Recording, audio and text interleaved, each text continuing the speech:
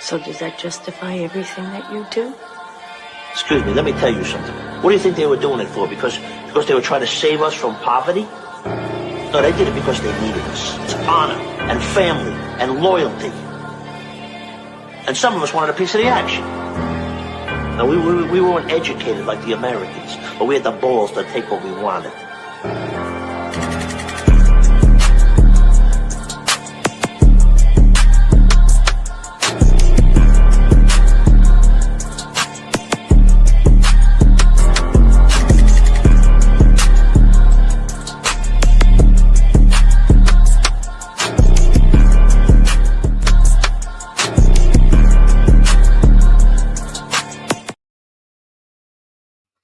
Well, hello again, everyone, and welcome back to another live edition of On The Go right here on Driving to the Top Productions. And yep, I'm back. It's Haas, and I'm going to try and bring the sauce, but goddamn, it's cold.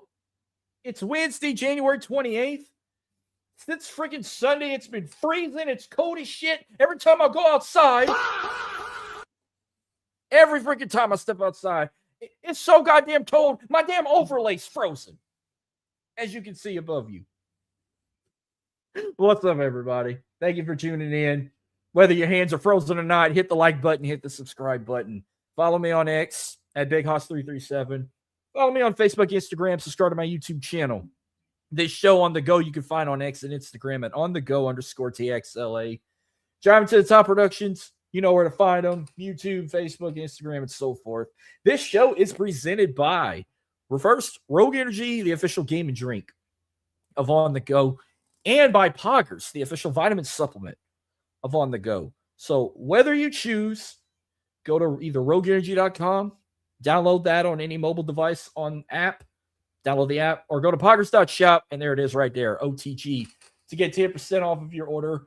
Whether you choose POGGERS or Rogue Energy. Cold or not, I've got an exciting show for y'all today. I got quite a bit to talk about. I'm going to go out of my comfort zone and talk about stuff I ain't talked about in quite a while just to keep it rolling. But let's go ahead and get this ball rolling, shall we? But let's start things off in my state. Let's kick this show off in the 504. Y'all ready? Let's go.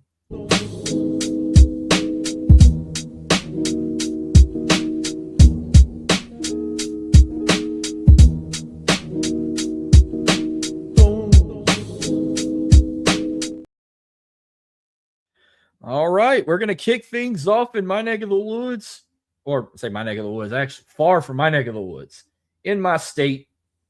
We're going to start it off in the 504, and finally, I'm going to come on this show and not have to talk a lot of shit as we start this show off with the New Orleans Pelicans, because this is Take Flight.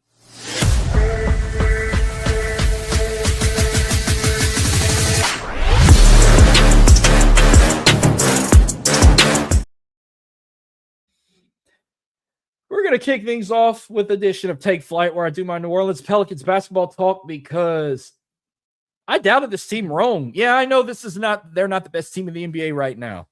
They have been pretty rough, but since last stream, they've made me proud, because since last stream, they've only had 3 games and they've won 2 out of 3. I ain't going to complain about that. I thought they were going to lose. The losing streak was going to continue. No.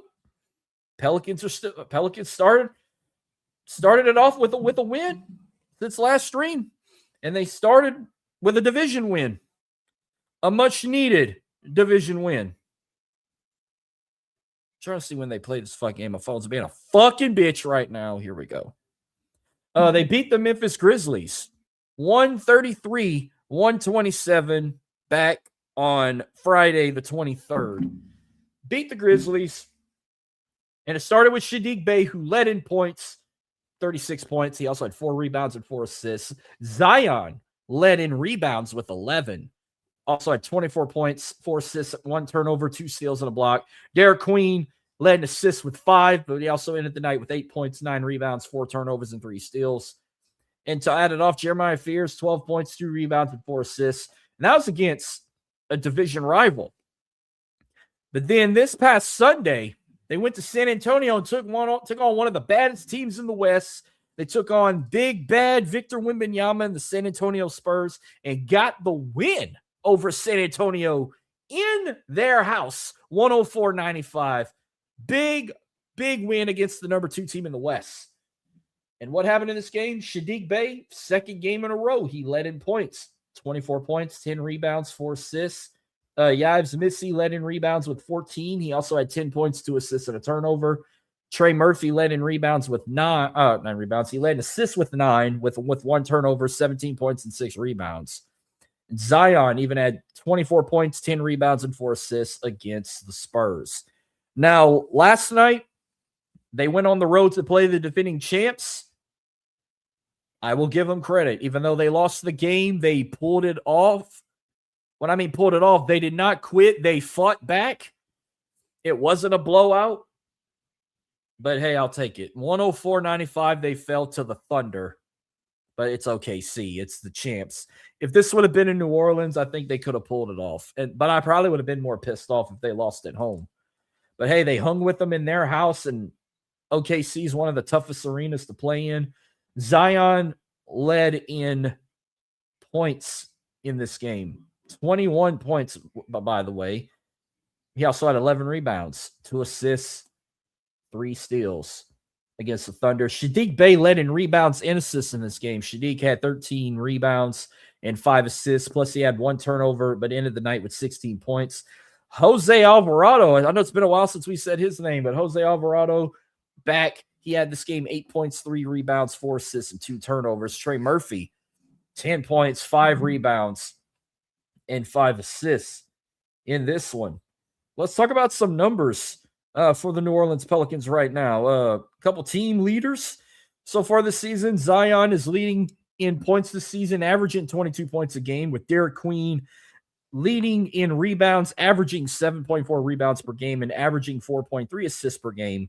Trey Murphy leading in steals, averaging 1.6 steal per game this season, and Missy leading in blocks, averaging 1.4 blocks per game as well. So not bad. Not bad numbers there, but I feel like they can do better. They need to do better because right now their current record is 12-37. That's not good numbers, but hey, hopefully we can win more games to try and prove something that, hey, when next season comes, this team ain't going to be no laughing stock right now. But what's next for the Pels? Well, they got 2 more games left to close out the month of January.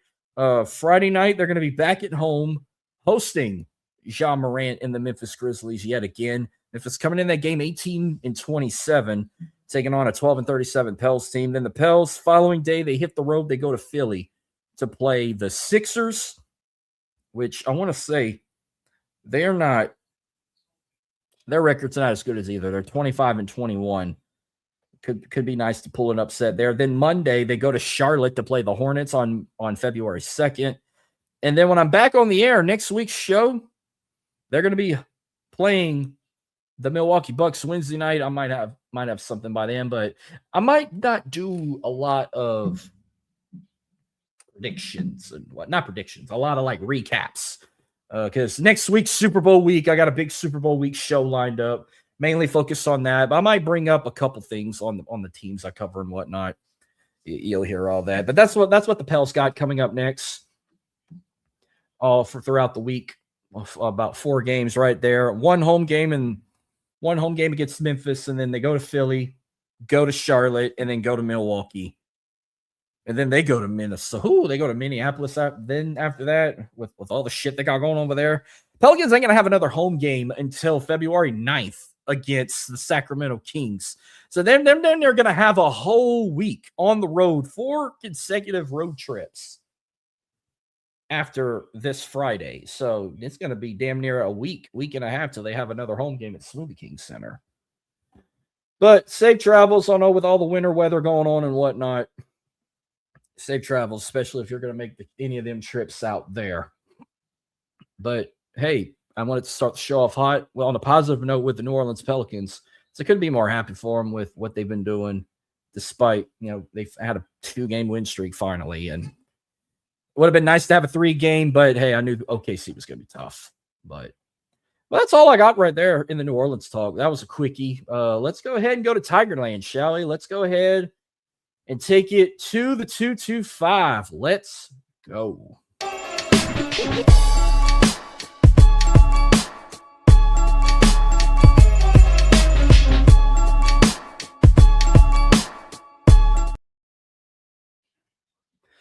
Now that we in Tigerland, you know what? I'm going to start off positive again.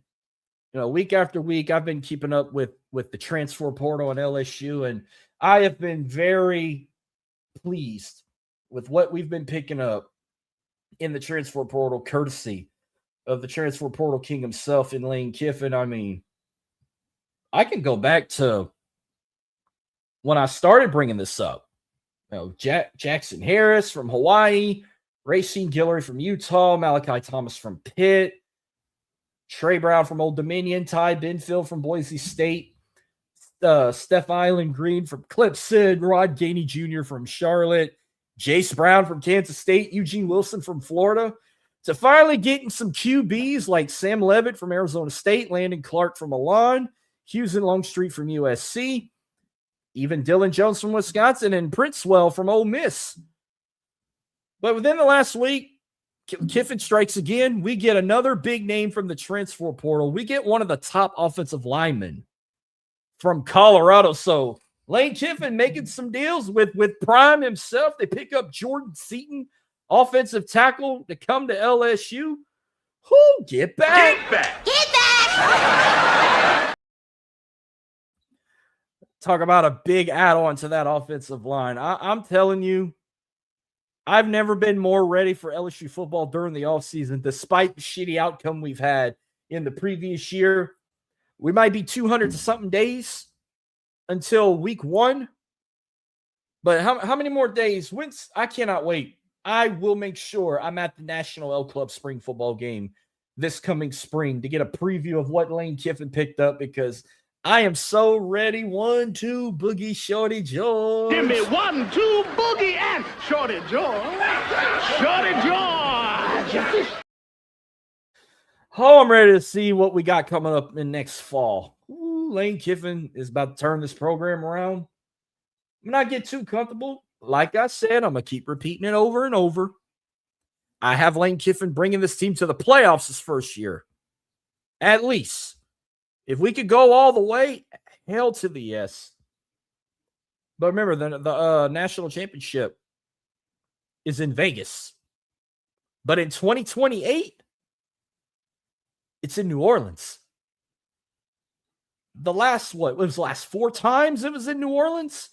LSU was in the national championship. Won 3 out of 4.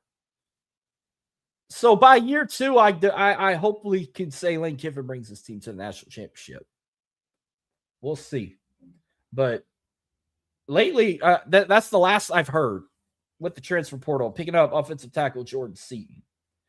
I haven't seen nothing else lately. I mean, I don't know if it closed or whatever. I don't know how long this thing can go where people can enter the transfer portal. I think it goes till at least spring football starts, and that don't usually start till about March. So, but I've always wondered how. I bet when it comes to players wanting to enter the transfer portal, or if it deals with NIL, I know they talk some shit. I mean, I bet quarterbacks, running backs, whatever, walk in them rooms and be like, I passed for 3,500 yards last season, and I ain't even gonna touch a football until you get off your fat rich asses and renegotiate my bullshit contract. oh, you know it goes in them rooms like that. And then when they can't make a deal, they just be like, I knew it. I'm surrounded by assholes. oh, buddy. Good shit right there. Well, that's all I got for the transfer portal. We just had one pickup in the last week in Jordan Seaton from Colorado. Let's go ahead and I guess we can go ahead and talk some LSU basketball. So let's go ahead and get the popcorn ready. Let's go ahead and talk the PMAX show. Let's go. Oh, intro. Where are you at? Here we go.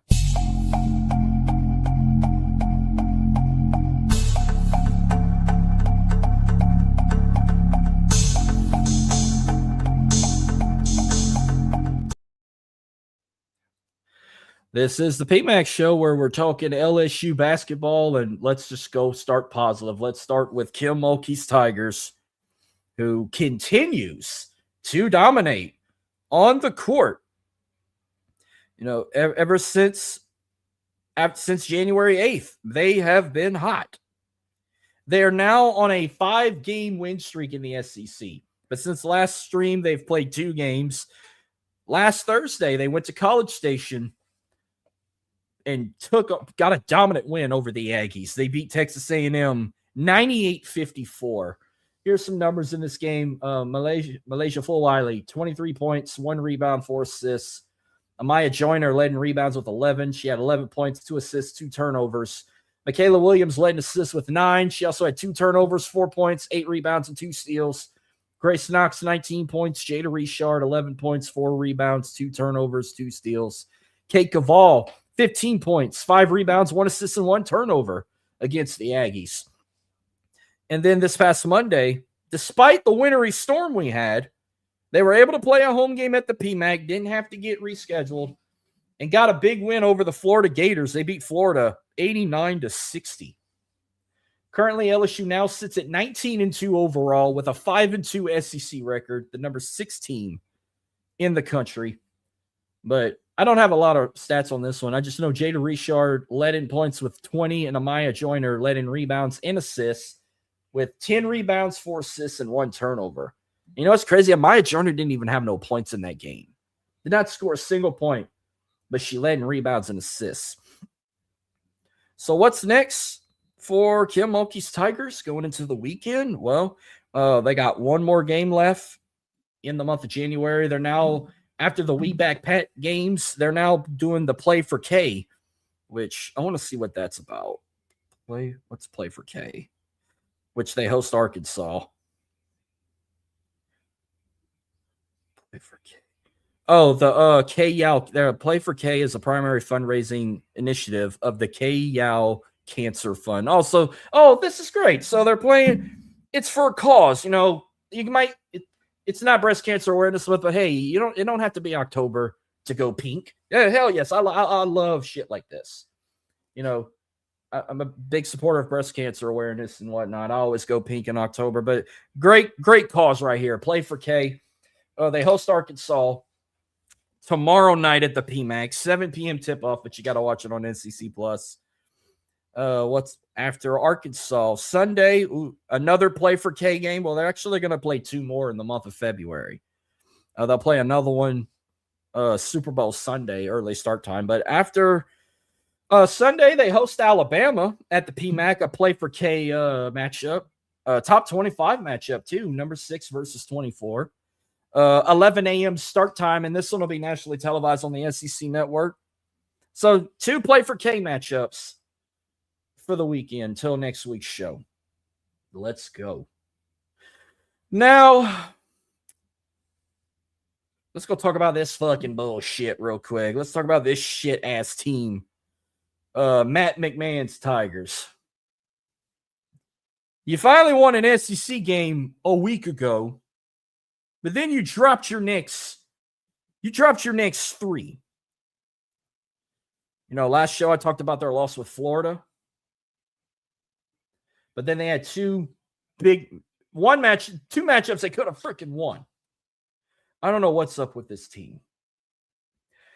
Saturday, you take on one of the toughest teams in the SEC. Should have beat this team, but you blew it. You lost to Arkansas 85-81. And then earlier today, at home, you hosted Mississippi State. And you blew that one too, 80-66. You bunch of losers! You're working with a professional here! Fucking guys, fucking team, man. They fucking suck.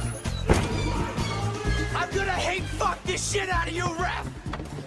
That they don't know what the fuck they're doing. You understand that? Don't let the record fool you, folks. They're 13-8 overall, but their SEC record is 1-7. And have they found our problem yet? We ain't found shit! They ain't found shit because this team continues to do what they do best. They rip your heart out of your ass. The most diabolical team for LSU athletics right now is this men's basketball team. I don't even want to bring numbers up, but in the Arkansas loss, Deaton Thomas Jr., 18 points, 5 assists, 3 turnovers. Pablo Tamba, 10 rebounds, 12 points, 2 assists, 1 turnover, 1 steal. Mike Nowako, 14 points and 5 rebounds. Max McKinnon, 14 points, 3 rebounds, 3 assists, and 2 turnovers. And then earlier today against Mississippi State, Max McKinnon, 15 points, Pablo Tamba, 5 rebounds, Deaton Thomas Jr., 4 assists. This team is ass. And what's next? Well, overall, 9 more games left until this circus is over with. They go to South Carolina Saturday. And that's it. They don't play again till February 7th at home. So, finally, I'll get a little freaking break talking about this shithole team. Finally. Thank you, Jesus. And that's about all I got for 225 Talk. I can now go ahead and take it to my neck of the woods. So let's go ahead and do this. Let's get ready to take it to the 337 to talk McNeese basketball, or I like to call the Bayou Bandit Duel. Let's go.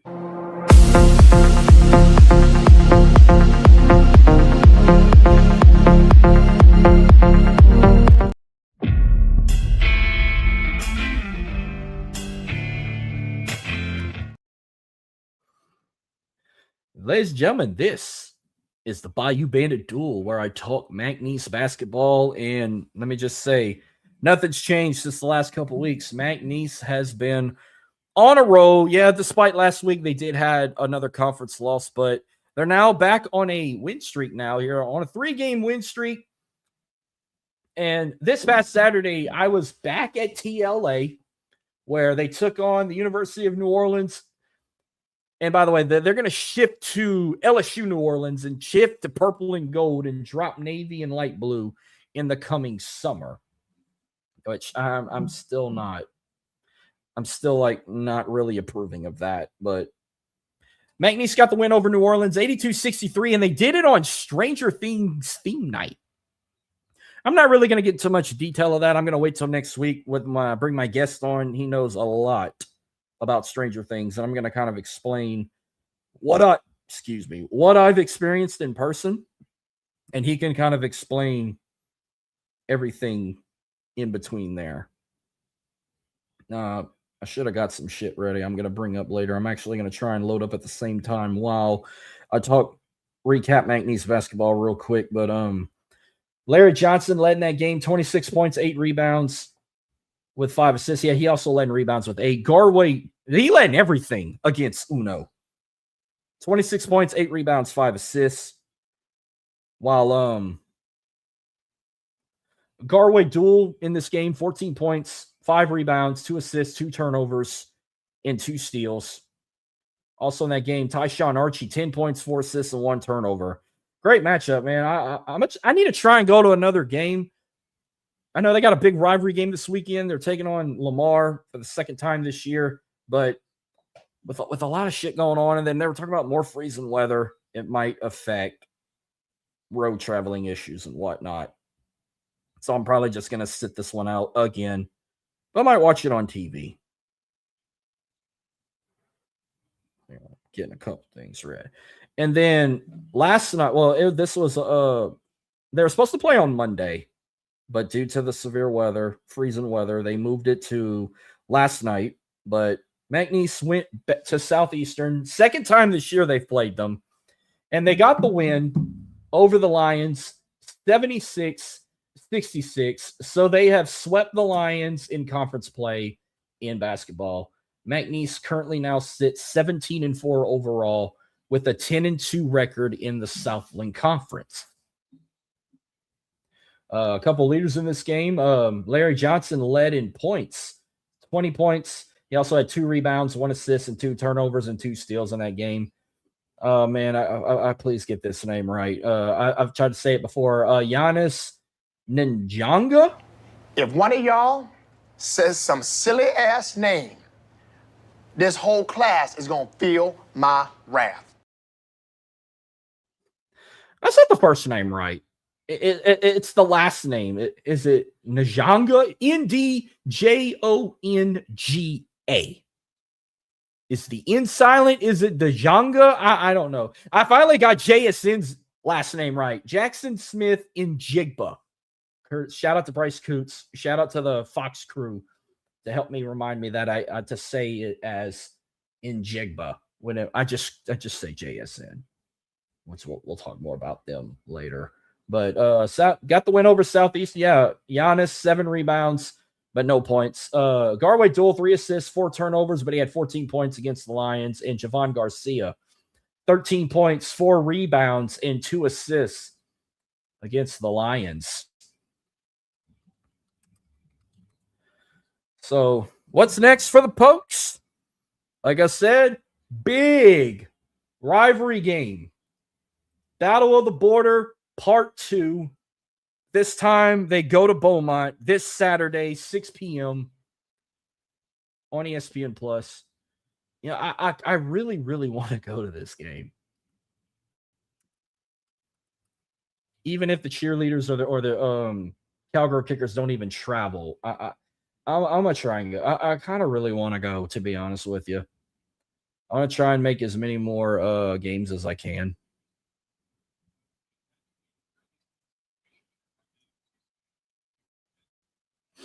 We'll see what happens.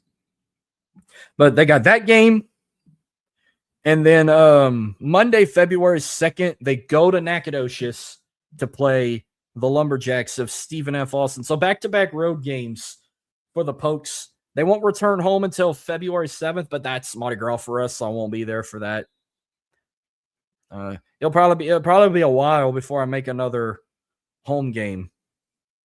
I want to try and make at least one. Try and make the Houston Christian game before then, but I feel like it probably won't be until February 21st before I go to another home game to watch the Pokes. Hey, they're fun. They're fun to watch. They're a damn good team, even without Will Wade over there and Christian Shoemate. You know, they still got a great team. Bill Armstrong leading them back to the promised land. Oh, by the way, once again, another year, Lake McNeese is hosting the Southland Conference Championship Tournament at Townsley Law Arena. So tickets are available now. I forgot when the dates were. I think it's March 11th through the 14th, if I'm correct. Like, it's always hard trying to go to games because they always got to play like the final. Or they play like in the middle of the week. It might be March 9th through the 11th. I don't even remember. I'd have to like look it up again, but maybe by next week I can find. I'll have something for sure. Before we move any further, I just need to get a quick update on something. But that's all the talk I got. Oh, actually, you know what? I got something I can bring up that's going to happen hopefully in the 337. Louisiana's getting an arena football team again, folks. Let me put this up. But be on the lookout. 2027 arena football is coming back to South Louisiana. Where? We're still figuring that out just now. Because there's a team. Here we go.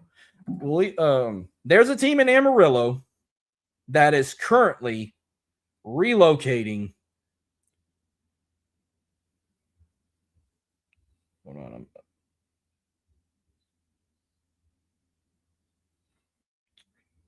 I was seeing something. Sorry about that. Okay, yeah. So I'm trying to remember.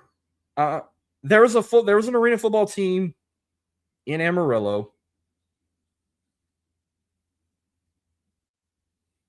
They were called the Amarillo Dusters. Whatever league they were in, it was the American Indoor Football League or something like that. Now, I don't know what league they're going to be in 2027, because they got like the AF2, they got like intense football league, indoor football league, all like they got like different sorts of arena football leagues in the country now. Some you can't even find on television, you have to stream. But you know what happened the last time we had an arena football team in Louisiana? One game, and that was it. When they brought the voodoo back, I was lucky to be there for that one and done game. And it was an epic fail when they tried to put him in the AFL. But we're guaranteed we're getting a team in 2027 once they find a permanent home. But they're going to be called the Bayou Bucks. And I actually got a shot. This is what the logo is going to look like. And I like this. And perfect colors for hunting. Green and orange. I'm down for that. Bayou Bucks. I love it. And it's not the Louisiana Bucks. If it's the Bayou Bucks, I think it's in Lafayette. If you're going to play them in Lafayette, it's got to be at the Cajun Dome. It cannot be at Blackham Coliseum. You saw, I got to find that goddamn picture. Hold on. That's what the logo looks like. And here's a little preview of what they had for uniform ideas. All camouflage with orange. I like it. I'm all in for that. But I gotta share this picture if I still have it. The one time they did arena football in Lafayette, I got that picture somewhere. Oh, here it is. Wait, is the film?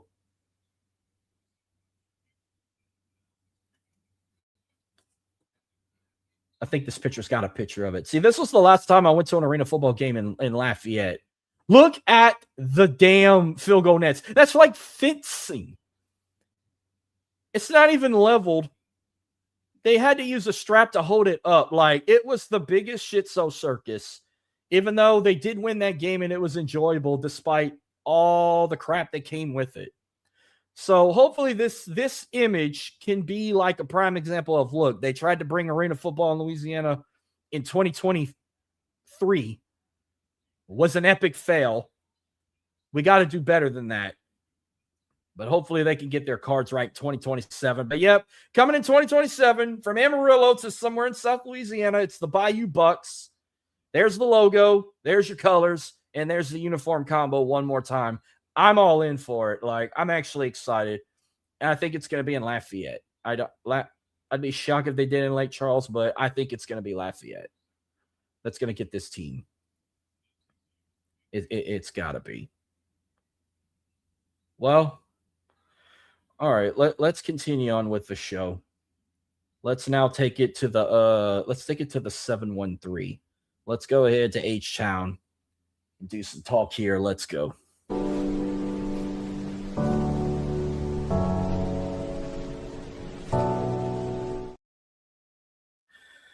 Well, welcome to the land where it just don't stop. Trunks pop, tops drops, and the front end hop.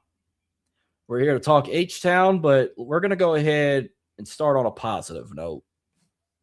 I'm repping them right now. They're currently playing right now. I got to go ahead and check this game out. But let's get the lighters out. Let's go ahead and talk the Houston Rockets because it's time to light the fuse. Light it up, light it up, light it up, light the fuse. Light it up, light it up.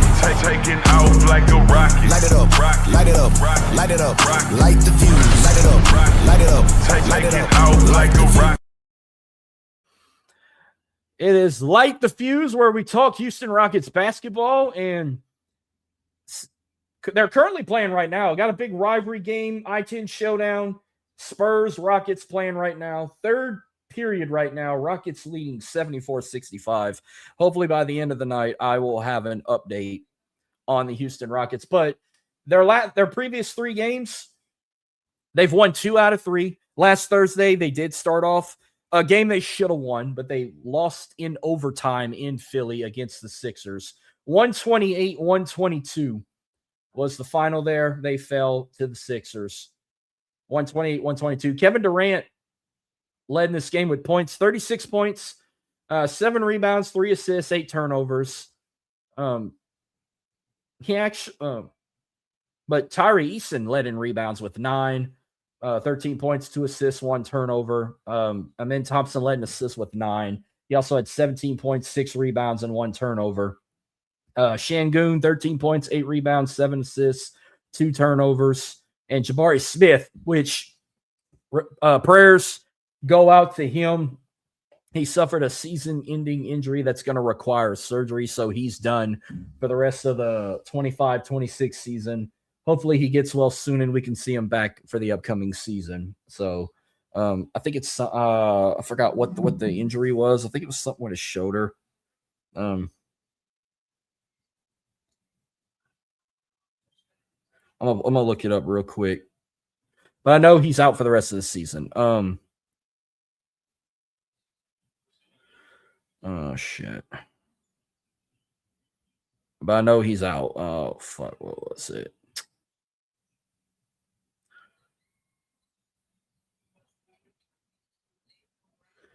Maybe something with his ankle? I don't remember. You're like, you know what? It's not Jabari Smith. Shit. It's not Jabari Smith. God damn it, that's the wrong name.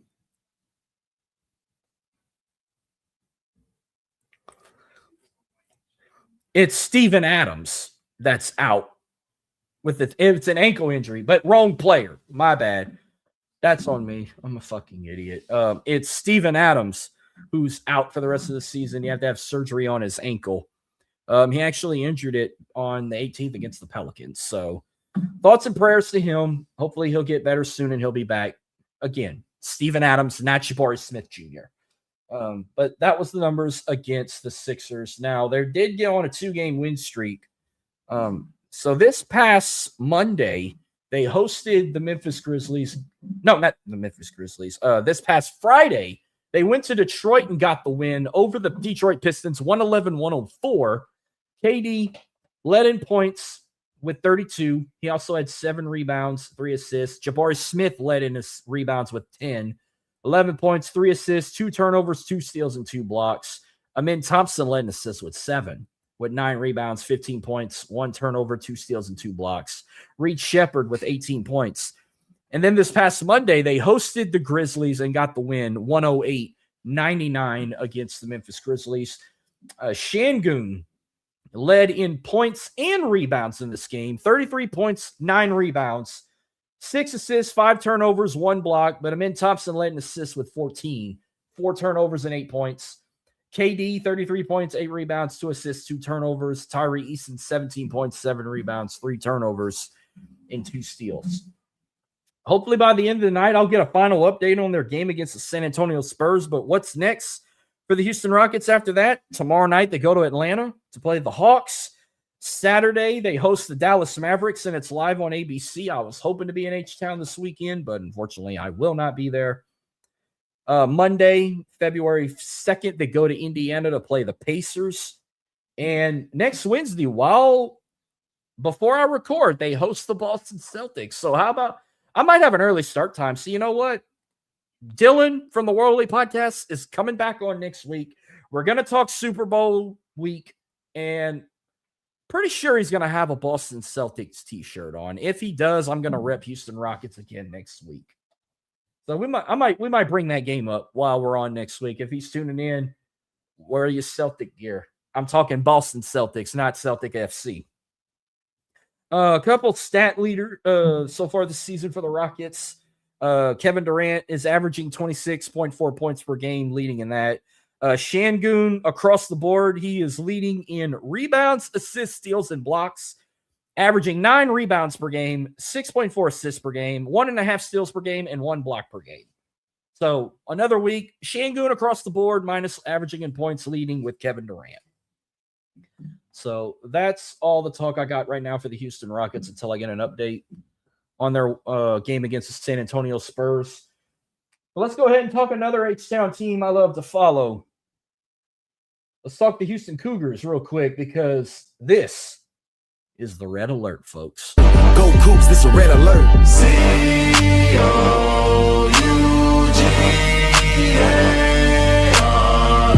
it's all about? It's all about the Cougars. It's all about the Cougars. This is the Red Alert where I talk Houston Cougar basketball, and currently they're playing right now, but hopefully by the time I get done talking about them and the rest of H-Town, their game should wrap up. They got 3 minutes and 13 seconds left.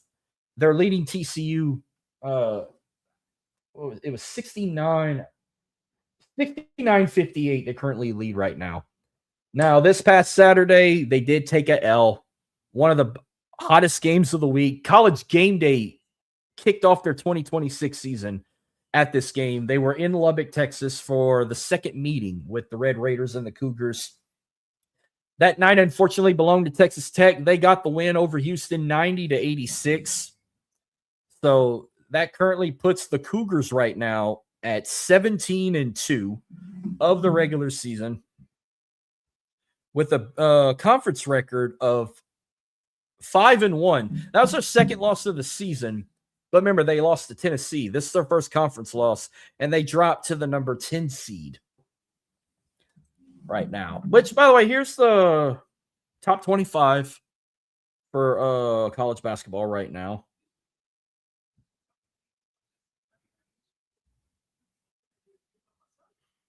All right, so top 25 right now. 1 Arizona, 2 UConn, 3 Michigan, 4 Duke, 5 Nebraska, 6 Gonzaga, 7 Michigan State, 8 Iowa State, 9 Illinois, 10 Houston, 11 Texas Tech, 12 Purdue, 13 BYU, 14 Kansas, 15 Arkansas, 16 North Carolina, 17 Virginia, 18 Vanderbilt, 19 Florida, 20 Louisville, 21 St. Louis, 22 Clemson, 23 Alabama, 24 Miami, Ohio, and 25 St. John's. That's the top 25 right now. But in that loss to Texas Tech, shout out to Kingston Flemings, heart and soul of the team right now. He led in that game 42 points against the Red Raiders. He also led in assists with 6. He also had 2 turnovers and 2 rebounds. Joseph Tugler led in rebounds with 7. He also had 4 points in that game. And Emmanuel Sharp with 20 points against the Red Raiders. They're still currently playing TCU right now. They're still on a damn commercial break. But what's next for the Cougars? This Saturday, they're back at Fertitta hosting Cincinnati. Another game I wish I could have been at, but I won't be there, but I'm going to watch it. But next Wednesday, while on the air, they're also back at home. They're going to host UCF on FS1. So just 2 back-to-back home games I'm going to bring up on next week's stream. And hopefully we can get back in the win column starting tonight. I think they got this game locked in. They can just finish freaking playing ball so I can get a final update on the Houston Cougars. But I'm gonna talk something else real quick, Houston related, before I just go on and rant about some other shit on the show. Coming in March, you got that spring football league, the United Football League. Well, they finally dropped the schedules for all 8 teams. Now, yes, there's going to be some changes in the UFL. They've dropped some teams and picked up some new ones or made some changes. Well, Houston still has a football team, but they went back to a whole nother mascot. All the years of being the Houston Roughnecks, they're going back to their USFL team, the Houston Gamblers. That's going to be their new team, their new home. They're going to be playing at the Shell Energy Stadium, which is also the home of the Houston Dynamo. But I want to see, before I reveal their schedule, I want to see rebranded teams returning 100% short: the Birmingham Stallions, the DC Defenders, and the St. Louis Battlehawks. 3 new teams. Well, I'm going to bring that up second. Houston and Dallas still got teams, but making change. Nothing really for Dallas. They're just changing the city name. They're still the Renegades, but they went from the Arlington Renegades to the Dallas Renegades. Houston had changed mascots. They went from the Houston Roughnecks now to the Houston Gamblers. And now they're bringing 3 new teams: the Orlando Storm, the Louisville Kings, and a new team coming in Columbus, Ohio, the Columbus Aviators.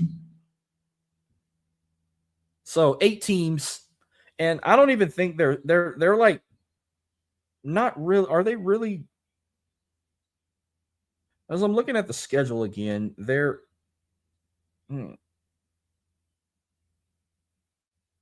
okay. So there are 3 teams on this schedule. They're going to play twice, so I'm going to assume that's their new conference. But yes, here is the 2026 Houston Gamblers football schedule for the upcoming season. 10 games, 5 home games, 5 road games, and 3 teams are going to play twice.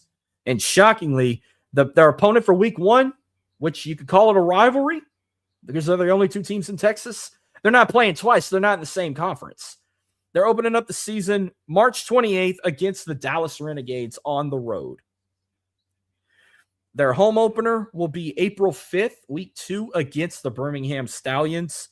Week 3, they go on the road April 11th to play the DC Defenders. Week 4 and 5, back-to-back home games. Week 4, they host the Louisville Kings. And then week 5, they host the Columbus Aviators. But how about this? They're going to play the Aviators back-to-back because week 6, they play them again, but this time they go on the road to play the Aviators. So week 5, week 6, back-to-back games with Columbus. You could kind of say it's a conference matchup. Week 7, they're at home against the Orlando Storm.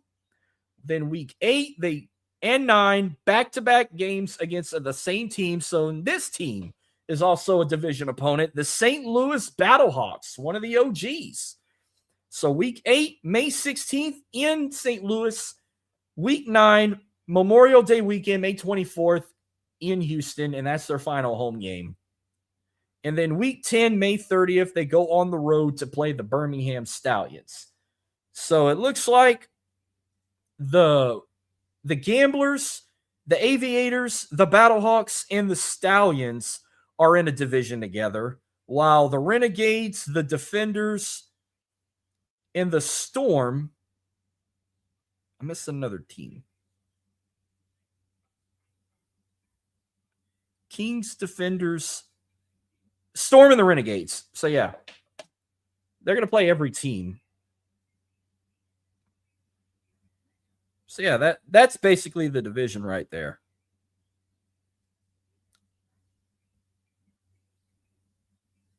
They're playing every team. So you heard it again. One division, you got the Gamblers, the Stallions, the Battlehawks, and the Aviators. And in the other division, you got the Renegades, the Defenders, the Kings, and the Storm. Okay. That's about all the H-Town talk I got right now until I get an update on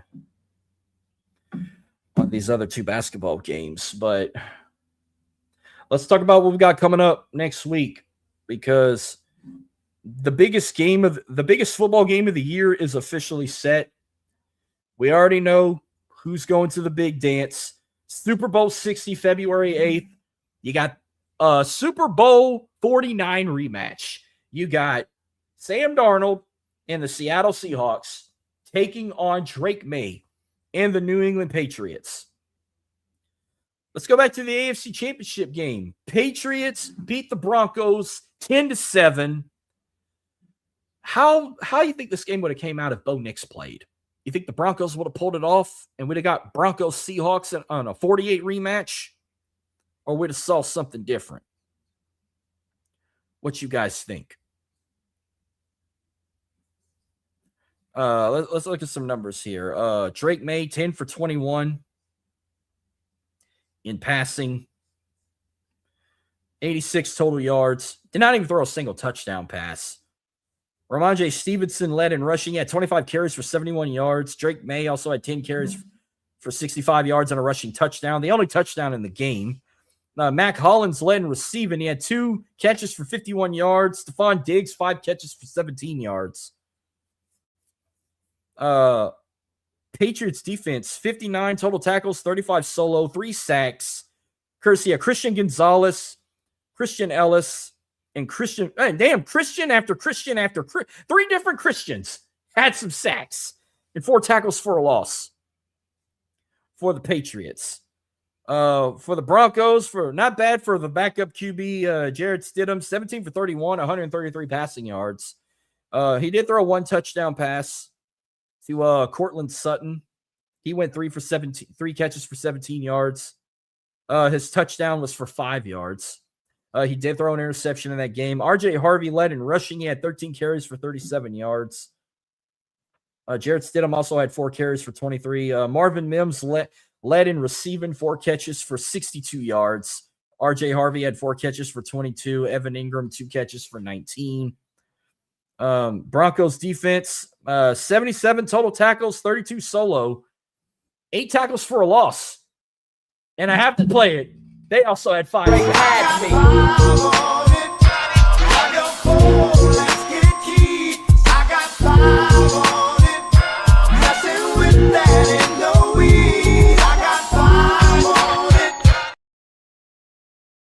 You know I wasn't going to go a night without playing that, and then that was my excuse of playing it.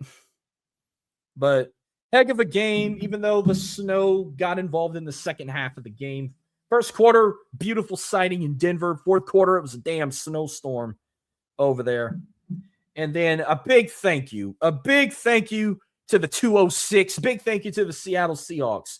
Because as a Saints fan, we still can't get over what happened in 2019. We'll never get over that no call. But thank you to the Seahawks. The LA Rams have been eliminated. 31-27. We ain't got to worry about the Rams making it to the Super Bowl. Thank you, Jesus. But I just want to let me get the numbers out before I do any more shit talking.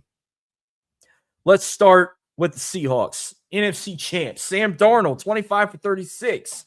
346 passing yards and 3 touchdowns in this game. 3 touchdown passes.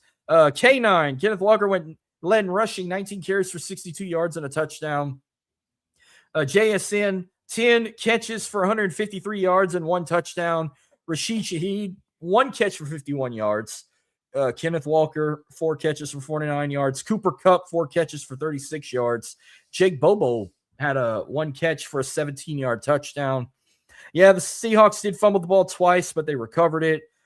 Defense, 60 total tackles, 36 solo, 1 sack, courtesy of DeMarcus Lawrence, and 1 tackle for a loss for the Seahawks.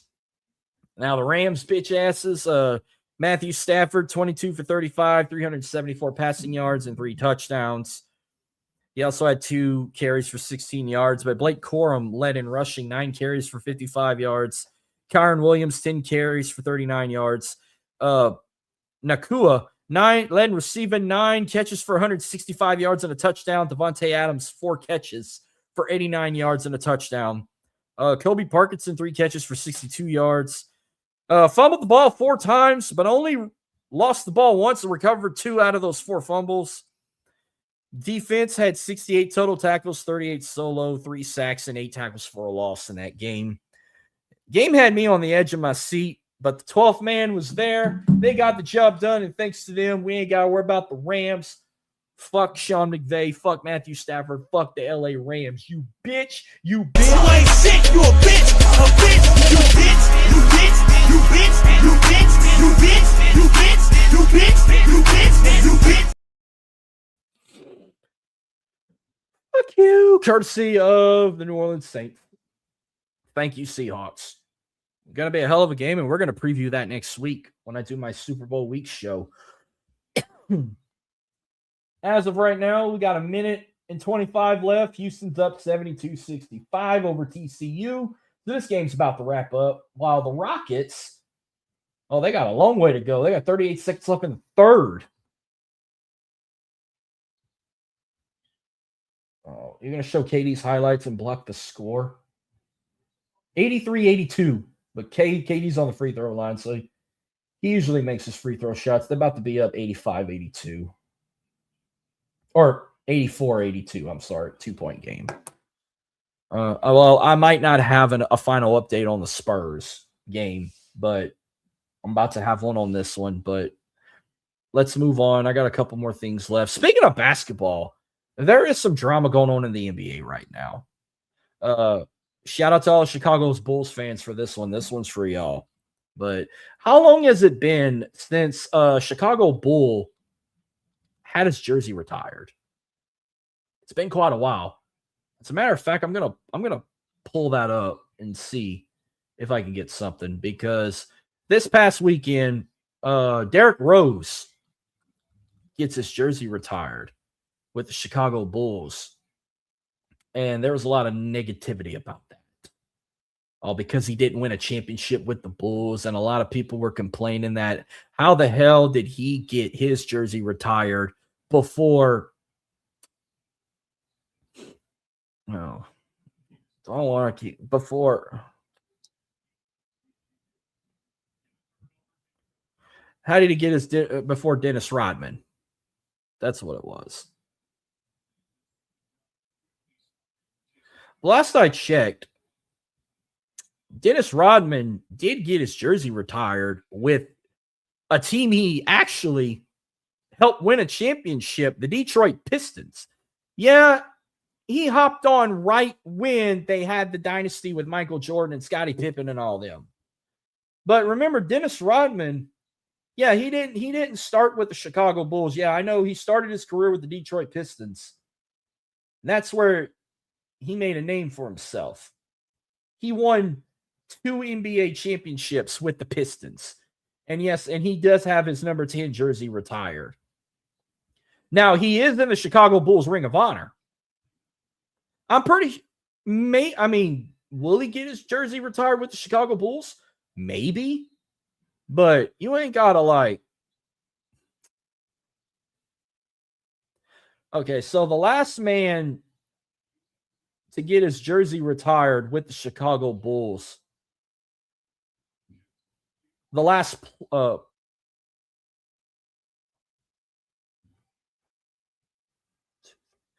only 5 players got their only 5 Bulls players got their jersey retired. The last one to get his jersey retired was Scottie Pippen, and that was 21 years ago. So, if you're a Bulls fan or not, I'm going to give you the rundown of how they retired numbers here. So, Jerry Sloan was the first man to get his jersey retired with the Bulls. He got it retired in 1978. Then in 1994, Bob Love and then Michael Jordan got his jersey retired. So, Jordan did get Jordan got his jersey retired while, he left basketball to go play baseball. But when he came back for the next three-peat, he did wear his number again. He at the 40, I get 23. I'd rather 23 than 45. But Scottie Pippen was the last one to get his jersey retired, and that was in 2005. Now, in between that, Phil Jackson got a banner hanging up there. Johnny Kerr got a banner up there as a broadcaster, business manager, and coach. He got his honorary retired in 2009, and Jerry Cross in 2003. So,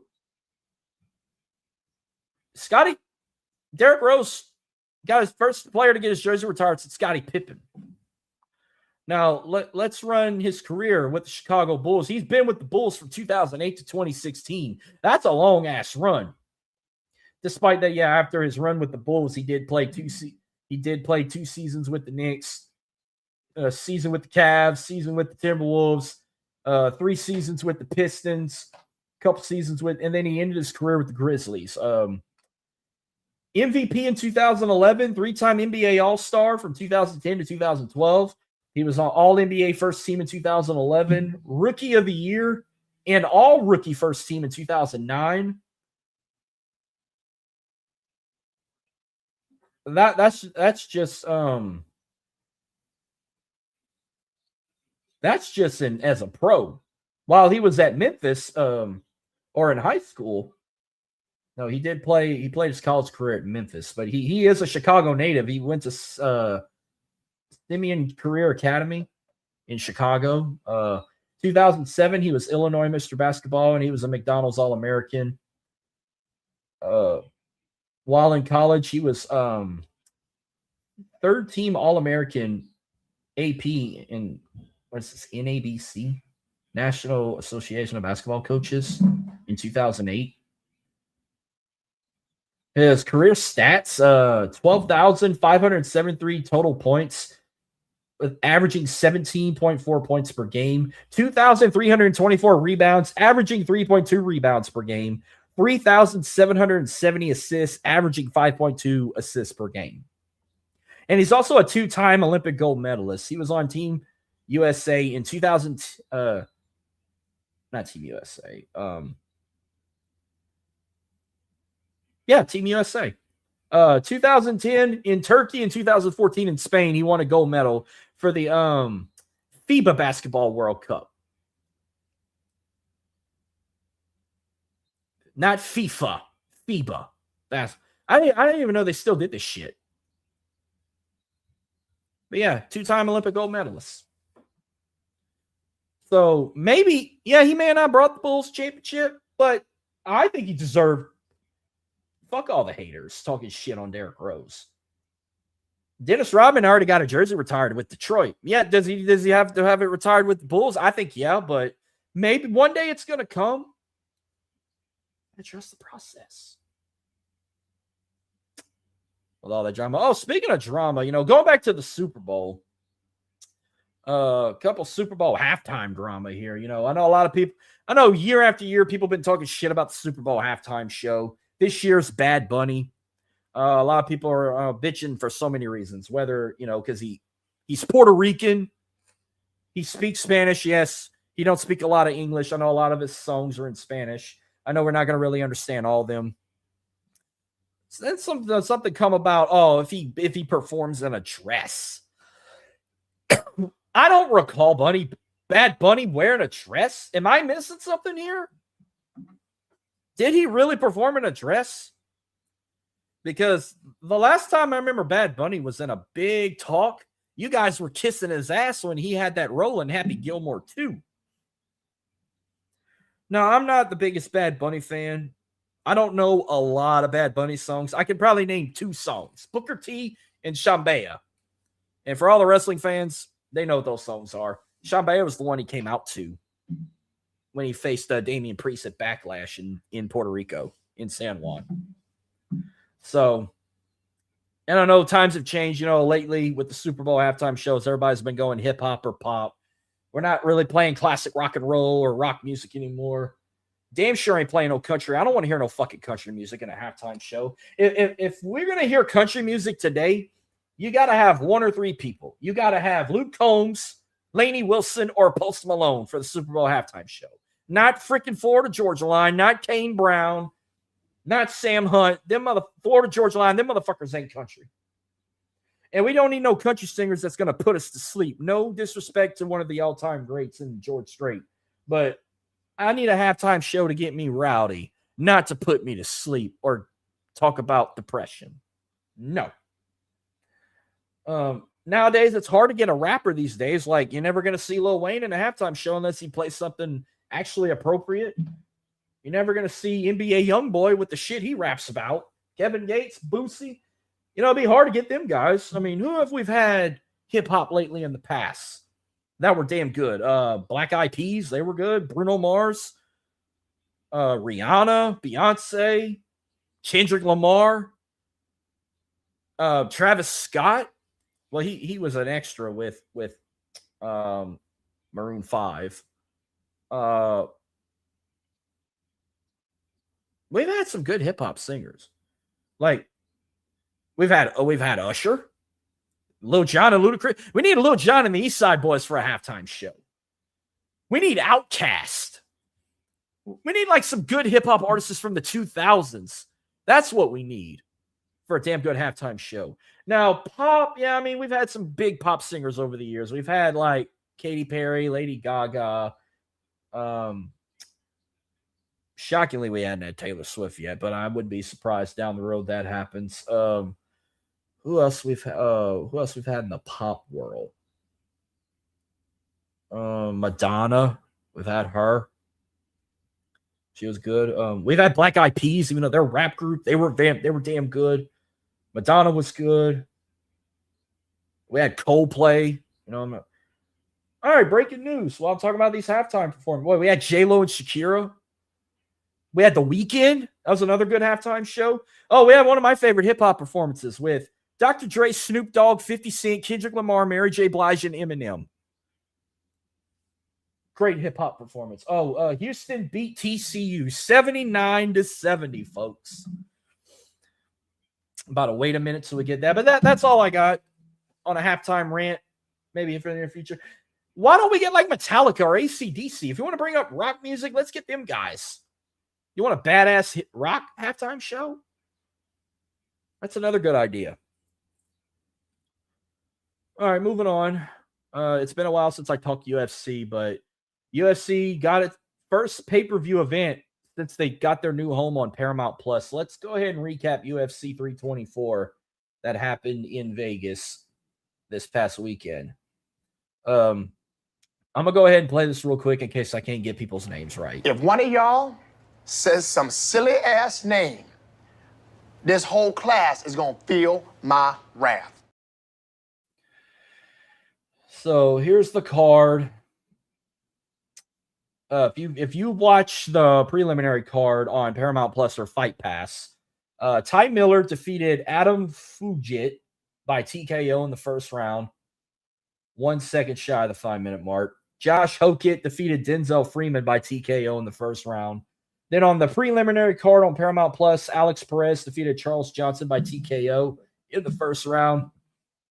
Nikita Krylov defeated Modestas Bukauskas by knockout in the third round.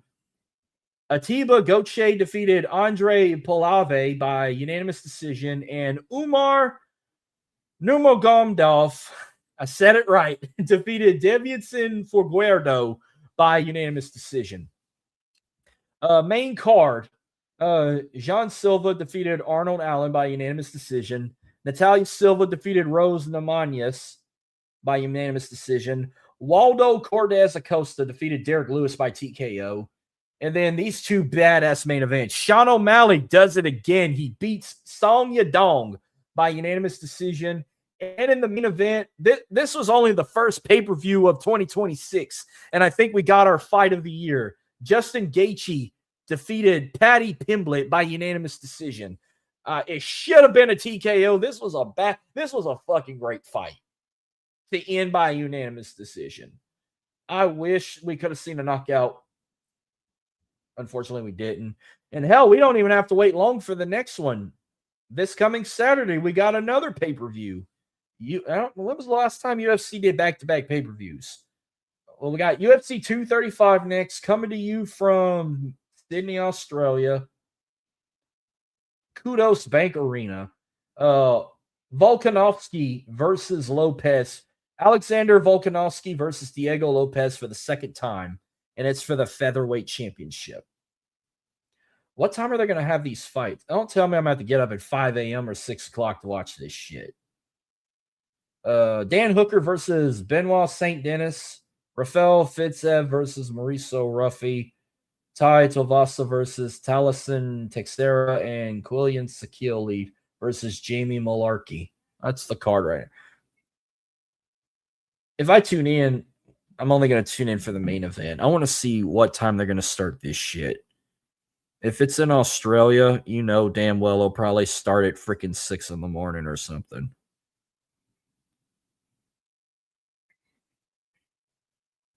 Oh, wow. It's a night show. Oh, I'm watching another one. Ooh, 1, 2, Boogie, Shorty George. Give me 1, 2, Boogie, and Shorty George. Shorty George. Well, see, now it makes sense. In Australia, it's February 1st, 2026. But in America, we'll get to watch it January 31st, 9 p.m. Eastern, 8 p.m. Central. Get back! Get back! I love that. I love that. And hell, I like how they moved it an hour back. Remember we used to have to 10 p.m. Eastern, they used to do that. I guess now with Paramount Plus, they moved it an hour back.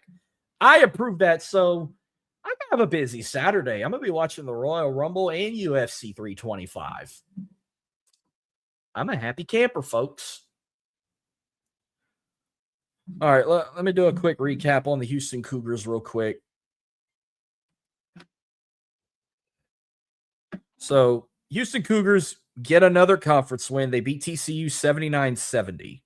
So now they're 18-2 overall and now 5-1 in conference play. Let's see some numbers here before we move forward, because I don't have much left. We're going to talk WWE real quick. I'm going to run it down, and then I'm going to call it a night. Kingston Flemings led in this game with 27 points. Chris Sinnock Jr. led in rebounds with 14. And Kingston Flemings led in assists with 5 assists and 4 turnovers in this game. Kingston Flemings also had 5 rebounds. Let's see. Emmanuel Sharp, 23 points, 1 rebound, 1 assist, 1 turnover. Milos Uzan, 10 points, 4 rebounds, 4 assists, 2 turnovers. Not bad. 79-70, I like it. Now, I know it's been a while since I've talked anything wrestling, but with football going away until the UFL comes, there ain't going to be much left to talk about. I might talk NASCAR on the show again with big races like the Daytona 500 or whatnot, but maybe not every week. But I'm still doing the Rich and Haas thing. We're working on doing a Royal Rumble prediction show that Saturday morning, but I'm going to give you my picks on the show, a little preview. But first, let's talk everyone's favorite wrestling game coming up, WWE 2K26. They just revealed the covers earlier this throughout the week. First time ever we're getting 4 covers. Do we really need 4? And I got the prices set for y'all. So here's your standard cover for 2K26. It is CM Punk. And if you want to buy the standard edition, it's the usual price, $69.99. The actual release date is March 13th. So if you want the standard edition, you got to wait till March 13th. So you have that. And then we're going to have 3 special editions. First off, we got what I'm most likely going to get, and my most favorite cover of the video game, the Attitude Era edition. I started watching WWE in the Attitude Era. I can't wait to see what other features or storylines are going to have on here. But if you want the Attitude Era edition, $99.99. And it's currently available to pre-order right now on Xbox. Then you got, I'm going to jump the gun here. This will be the most expensive edition. The Monday Night War edition. This is going to be the highest price you can get, $149.99. This one also is available to pre-order right now on Xbox, on Microsoft or Sony or wherever, whether you choose Xbox Series S or X or PlayStation 5. These 2 you can pre-order right now, but I'm not hating on the cover, but a lot of people were bitching about this cover, like, where's Sting at? Or where's this guy? If this had been up to me, I'd have put all world champions on this. On the WWF side, I'd have took China off. Maybe replaced her with like Kane or Mankind. The WCW side, I'd took Eric Bischoff and Scott Hall off. Would have put Sting in there. If I'd have put another world champion in there, I probably would have put like Diamond Dallas Page or something. But I'm not really hating on the cover, but that's going to be the highest one, $149.99. And then for a bonus, we're also getting a King of Kings edition with Triple H on the cover. This one will be available for pre-order on Friday, January 30th, and it's going to be $129.99. So whichever you choose, I've said my most favorite cover is the Attitude Era one. But watch my ass get the Monday Night War edition. But I'm going to look and see like what all comes with everything, because there might be some stuff I don't really care for that, you know what, I might just save a few bucks and I will get the Attitude Era edition instead of the Monday Night War edition. I mean, I can always go on and just download the story, like the Monday Night War showcase, and still play it on the Attitude Era. But everyone was saying their takes on the covers, but you heard them here. Remember, official release date is March 13th, 2026, if you want the standard edition. Attitude Era edition, Monday Night War edition, available now to pre-order. King of Kings edition will be available to pre-order on January 30th. Oh, by the way, sorry for the wait. Big shout out to Frost Buddy. New one come in. I got an XL edition. This one's called Texas Tea. You can fit 20-ounce bottles in here. This is actually a 16.9. But it also comes with like an extended lid. If you could put a 24-ounce can in here as well. XL size. This one's called Texas Tea. I love it. Shout out to Brock and Frost Buddy. Still trying to get an affiliation with them, but you know it's going to hold it back. I have to make a TikTok account. And I really don't want to do a TikTok account. But if I ever do one, it'll be for On The Go. It won't be a personal one for me. I'll just make it that way. I can finally get this deal finalized and I can be an official affiliate with Frost Buddy and advertise this stuff because I absolutely love these. I still got that LSU one. It's back there somewhere. Might even play with it on here and show you how they work. Because I love watching people's reactions on the Frost Buddies. So hopefully in the future, if I had to pick a late New Year's resolution for 2026, be an official affiliate with Frost Buddy. The official affiliate of On The Go is Frost Buddy. We're going to make it happen, most likely. All right, I'm about to wrap this show up. I haven't talked WWE on this show in a while because I do a special segment on Driving to the Top Productions with Rich. We call it Rich and Hoss, where we get together on Saturday mornings and talk wrestling. We're actually on the works of doing something this Saturday to preview the Royal Rumble, but I'm going to just go ahead and give you my predictions right now in case it don't happen. WWE's first PLE of 2026 to kick off the road to WrestleMania. It's the Royal Rumble. First time ever it's going overseas, and it's going to the Kingdom of Saudi Arabia during Riyadh season. In a stadium that didn't really take them 4 weeks to build. They're calling it Riyadh Season Stadium at the King Abdullah Financial District. So it's going to be like in downtown Riyadh. As of right now, 4 matches are on the card because you got 2 Royal Rumble matches that each are going to last an hour. Let's go ahead and predict these now. We'll start AJ Styles versus Gunther, and this is a career-threatening match for AJ. AJ has to win this match or he will be forced to retire from in-ring competition. And good thing it's not on Saturday night's main event because the last 2 times Gunther ended careers, he ended Goldberg's career and John Cena's, both on Saturday night's main event. AJ Styles did plan to retire in 2026, but man, is he going to retire early?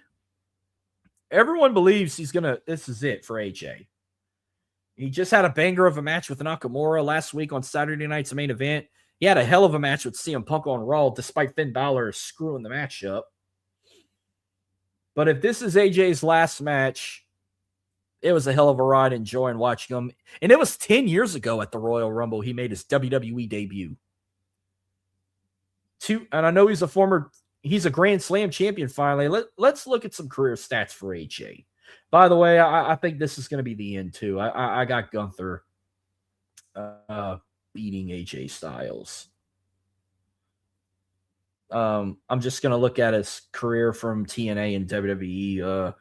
I know he made a hell of a name in TNA. He was the heart and soul of TNA. 3-time NWA World Champion, 2-time TNA World Champion. 6-time, and he was the inaugural TNA X Division champion. 2-time, whether you call it the Legends Championship, the Global Championship, or the Television Championship. He won that belt twice. 4-time NWA World Tag Team Champion. He won it twice with Christopher Daniels, once with Jerry Lynn, and once with Abyss. 2-time TNA World Tag Team Champion, once with Tomko and once with Kurt Angle. He was the first TNA Triple Crown champ, and he was a Triple Crown champion 5 times, and he was the first TNA Grand Slam champion, and he did it 2 times. Outside of that, he's won a Bound for Glory series in 2013. He won the Gauntlet for the Gold in 2007, where he earned a tag team title shot, and he won a number 1 contenders tournament in 2009. 2-time TNA year-end award winner. Feud of the year in 2005 with Christopher Daniels. Finisher of the year in 2003 with the Styles Clash. Match of the year in 2006 with Christopher Daniels against LAX at No Surrender in 2006. He also got Match of the Year in 2009 against Sting at Bound for Glory. 3-time Mr. TNA, 3 years in a row from 2003 to 2005. Tag Team of the Year in 2006 with Christopher Daniels, and 2-time back-to-back X Division Star of the Year in 2004 and 2005. You know what? I'll even bring up Ring of Honor. He was the first inaugural Ring of Honor Pure Wrestling Champion, and he's also a former Ring of Honor World Tag Team Champion with Amazing Red. But in WWE, 2-time WWE Champion, former Intercontinental Champion, 3-time United States Champion, 2-time World Tag Team Champion. He won it with Omos and won it with Dragon Lee. He was the 32nd Triple Crown, 15th Grand Slam. And a Slammy Award winner. He got Match of the Year in 2020 with The Undertaker in that cinematic Boneyard match at WrestleMania 36. That main evented, by the way. Hell of a career, but I'm going to have to go with Gunther, unfortunately. Undisputed WWE Championship, Drew McIntyre versus Sami Zayn. First off, thank God they finally gave Drew the belt back. And he's actually going to have a decent run with it. He won it in front of a crowd. He won it in Germany. And rumors they're planning on him keeping it going into WrestleMania. But Sami Zayn, I get it. They're only doing it because they're going to Saudi Arabia. He's Syrian descent. He dresses like the damn Taliban every time he goes to Saudi Arabia. It's just a feel-good moment for the fans. But he's not WWE champion material. I'm sorry. Everybody's riding on him to probably win the title at WrestleMania when they go to Riyadh next year. But he won't win it at the Royal Rumble. Drew McIntyre is retaining that title. The 30 Women's Royal Rumble. It's hard to tell who can win right now because as of right now in this Rumble match, we got like Io Sky, Rhea Ripley, Roxanne Perez, Liv Morgan, Raquel Rodriguez, Bayley, Lyra, Valkyria, Asuka, Chelsea Green, Jordan Grace, Charlotte Flair, Alexa Bliss, Nia Jax, Lash Legend, Julia, Maxine Dupree, and Becky Lynch. That's the current women in the Rumble that declared right now. As of right now, I'm gonna pick 2 names off this list. My main pick, I'll go ahead and say Liv Morgan. A backup. Something tells me if she comes back, we might get a second 2-time winner. And if she comes back, I'm talking Bianca Belair. Because isn't there a rumor we could get a Bianca Jade feud down the road? Jade's the WWE Women's Champion right now. Let's say Bianca comes back and wins it. I think she'll face Jade. If Liv wins it, I think she stays on Raw and faces Stephanie Valkyrie. And then finally, we got the 30-man Royal Rumble match. As of right now, we got guys like Cody Rhodes, Gunther, Jey Uso, Rey Mysterio, Dragon Lee, Penta, Roman Reigns, Solo Sikoa, Jacob Fatu, Braun Breaker, Logan Paul, Bronson Reed, Austin Theory, Javon Evans, Oba Femi, Randy Orton, and Brock Lesnar as of right now. My main pick right now is Roman Reigns. Whether if they have him and Cody go feud, I'm going to just go off a limb and say he does win it. And if he wins it, I think he faces CM Punk. If I had to pick a backup, oh, man. Seth Rollins did declare he's not in the Royal Rumble, so I'm not going to say Seth Rollins. But, hey, we've been fooled once about with a fake injury. But if I'm going to pick anybody off this list, I'm going to go ahead and say Randy Orton. If Randy Orton does tie Stone Cold's record, winning 3 Royal Rumbles. Because we haven't gotten Randy. We've been wanting Randy Orton back in the title picture, and we've been hearing he's going to eventually get one down the road. So I'll just say that as of right now. Main pick's Roman to win a second. Backup is Randy Orton tying Stone Cold's record.